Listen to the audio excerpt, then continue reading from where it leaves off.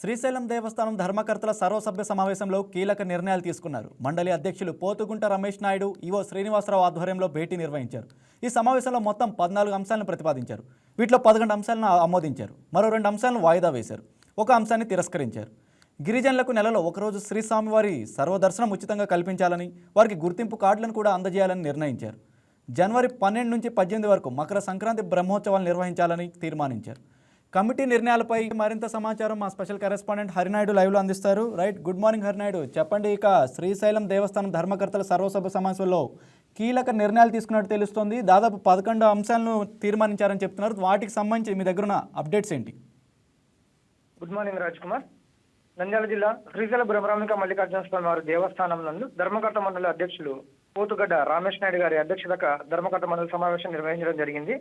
దేవస్థానం కార్యనిర్వహణాధికారి ఎం శ్రీనివాసరావు, ధర్మకర్త మండలి సభ్యులు, ధర్మకర్త మండలి ఎక్స్ అఫిషియో సభ్యులైన శ్రీ స్వామి అమ్మవార్ల ప్రధాన అర్చకులు ప్రత్యేక ఆహ్వానితులుగా ఈ సమావేశంలో పాల్గొనడం జరిగింది. దాదాపుగా మొత్తం 14 అంశాలు చర్చించబడ్డాయి. వీటిలో 11 అంశాలు ఆమోదించబడ్డాయి. 2 అంశాలను వాయిదా వేయడం జరిగింది. ఒక అంశం తిరస్కరించబడింది. సమావేశంలోనే తీసుకోబడినటువంటి ముఖ్యమైన నిర్ణయాలు గురించి ధర్మకర్త మండలి అధ్యక్షులు శ్రీ పోతుగడ్డ రమేష్ నాయుడు వివరించడం జరిగింది. ఈ సందర్భంగా వారు మాట్లాడుతూ, స్థానిక చెంచు గిరిజనులకు నెలలో ఒక రోజు స్వామి అమ్మవార్ల దర్శనం ఉచితంగా కల్పించడం జరుగుతుందన్నారు. ఇందుకోసం గిరిజనులకు దేవస్థానం గుర్తింపు కార్డులను కూడా అందజేస్తున్నారు. జనవరి 12 నుంచి 18వ తేదీ వరకు మకర సంక్రాంతి బ్రహ్మోత్సవాలను నిర్వహింపజేయడం జరుగుతుందన్నారు. ఈ బ్రహ్మోత్సవాలు అత్యంత వైభవంగా నిర్వహించేందుకు అవసరమైన అన్ని చర్యలు చేపడుతున్నారు. ప్రధానబద్ధకంగా చేపడుతున్నటువంటి ముఖ్యంగా సంక్రాంతి బ్రహ్మోత్సవాలకు చేసే భక్తులకు ఎలాంటి ఇబ్బందులు కలగకుండా ఉండేందుకు అన్ని ఏర్పాట్లను పకడ్బందీగా చేయడం జరుగుతుందన్నారు.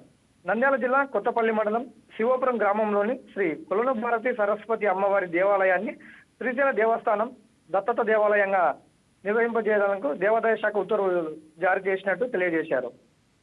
అదేవిధంగా కొలను భారతి దేవాలయానికి సంబంధించినటువంటి భూములు, బంగారం, వెండి, FODRలు మరియు నగదు దేవస్థానానికి ఏర్పాటు చేసినటువంటి అధికారుల బృందం మరియు ధర్మకర్తల మండలి సమక్షంలో త్వరలో స్వాధీనం చేసుకోవడం జరుగుతుందని తెలిపారు.